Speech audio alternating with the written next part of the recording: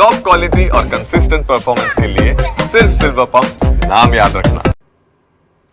સુરતના એક પરિવારનો યુવક કે જે મહાકુંભમાં ત્રિવેણી સંગમ પાસે ડૂબકી લગાવી અને બસ તે પછી પાછો જ ના આવ્યો।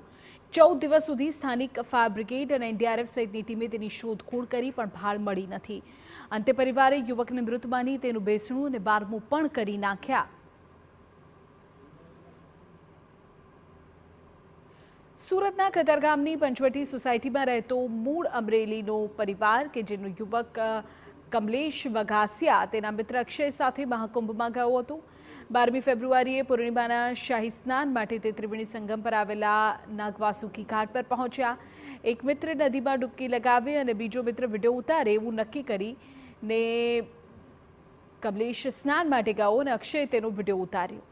ત્યારે જ કમલેશ નદીના પાણીમાં ગરકાવ થયો, તે બહાર જ ના આવ્યો। પરિવારના સભ્યોએ પણ પ્રયાગરાજ પહોંચી 8 દિવસ સુધી રોકાઈને તપાસ કરી, પરંતુ યુવકની ભાળ મળી નથી। અંતે 21મી ફેબ્રુઆરીના રોજ તેનું બેસણું અને 24મી તારીખે તેનું બારમું પણ કરી દેવાયું। હાલ તો પિતાનો છત્ર ગુમાવનાર 2 બાળકો અને કમલેશ વઘાસિયાનો પરિવાર આ બાબતે ગુજરાત સરકાર દરમિયાનગીરી કરે તેવી માંગ કરી રહ્યો છે। આ મામલે કેન્દ્રીય પ્રધાન મનસુખ માંડવિયા તથા CR પાટીલ સહિતનાને પણ રજૂઆત કરવામાં આવી છે।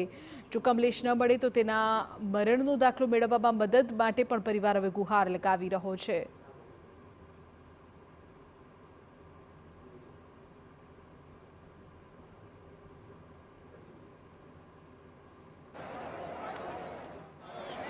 અમે ત્યાં 8 દિવસ સુધી એમની શોધખોળ કરી પણ અમને કોઈ એનો મૃતદેહ મળ્યો નથી હજી સુધી।